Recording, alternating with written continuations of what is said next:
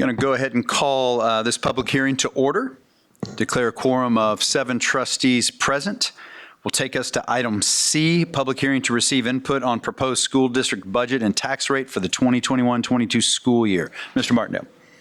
Thank you, Mr. Nugent. Board members, this is the second time you'll hear about the proposed budget and tax rate, and one more time later during the regular meeting at 7 o'clock. So, Ms. Strauss. Thank you, Mr. Martindale. So this opens up the public hearing. The purpose of our public hearing is to discuss the school district's budget and the proposed tax rate that would support that budget. This notice has been advertised and posted according to state and local policy. I wanted to go over a few terms and definitions before we really get into the data, because I think it's important. I'll be referring to these throughout the information, but ADA is average daily attendance. WADA, or WADA, and is referred to as WADA, is weighted average daily attendance. Both of these are utilized to determine our state revenue calculations. So the weighted is just it's the average daily attendance that is weighted for special populations such as career technology, special education, those type things that the requirements there require some additional expenditures and funding. And so that average daily attendance is weighted a little bit heavier. Then there is the NNR, or no new revenue rate. This is a calculation that, utilizing the same properties as the district had in the prior year, that would be excluding any new construction, the tax rate required to generate the same revenue as prior year, and that's tax revenue.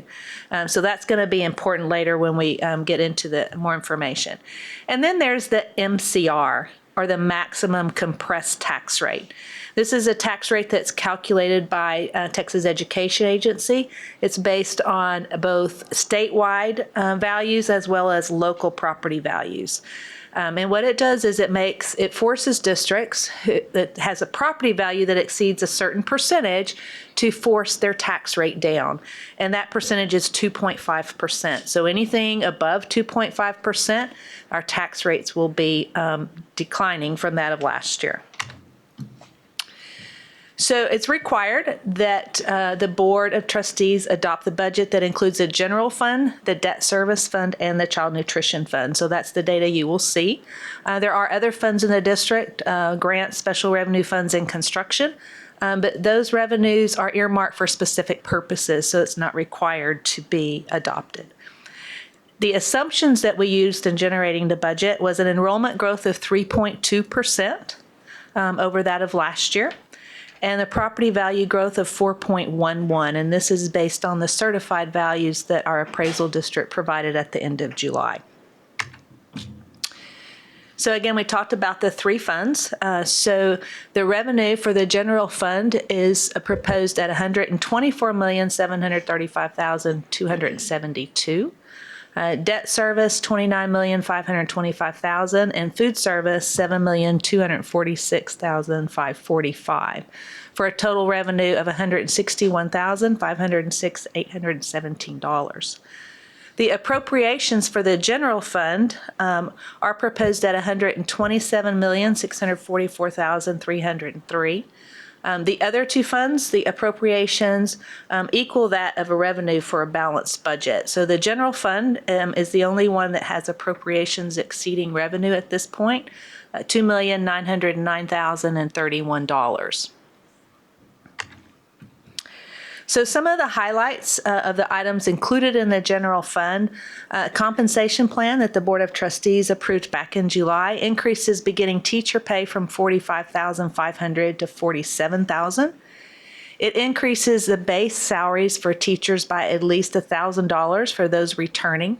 That's $1,000 based on what their base pay was the prior year. A 1.5% increase for all other groups, pay groups, that would be administrative, professional, paraprofessional, and auxiliary. And we had some increases in the employer contributions for most of our healthcare plans. This is due to a premium increase that was passed down from teacher retirement at the TRS Active Care.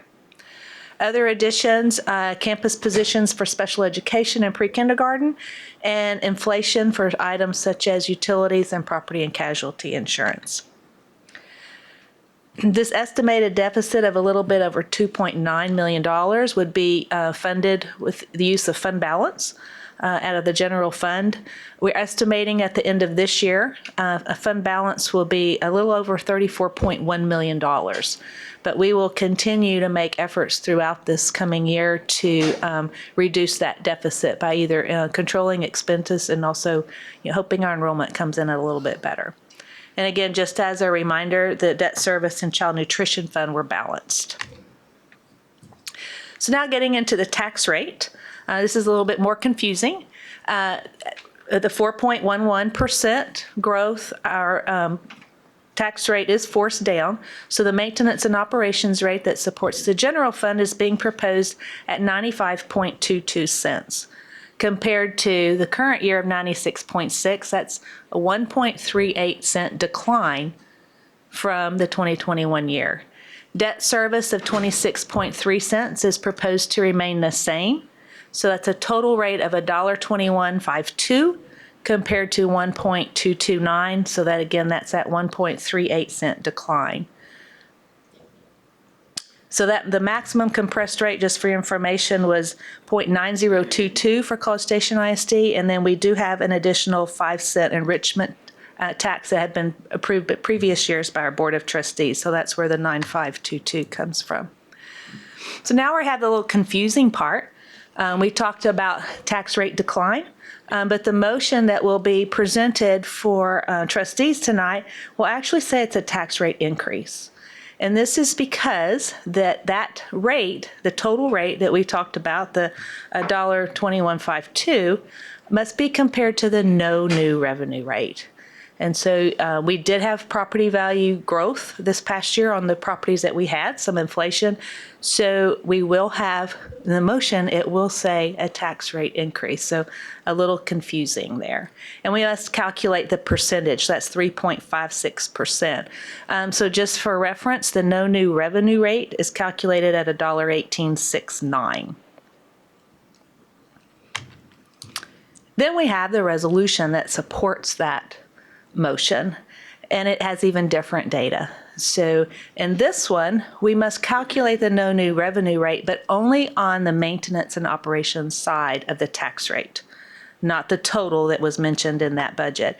So in this instance, just on that general operating side, it's 2.65% increase, even though the actual rate is declining, and it must also reference the effect on a $100,000 home. So, like I said, a little bit confusing to say we're increasing when it's actually declining, and then two different rates that you will see within the same item on the agenda.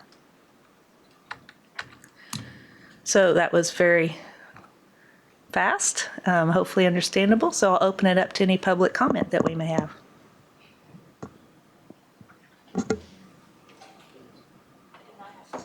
We have none? Okay. Okay. Thank Ms. you very Strauss, thank much. you. We'll see you again Yep. One more next time. meeting. All right. With that, we will be adjourned and back in just a few minutes.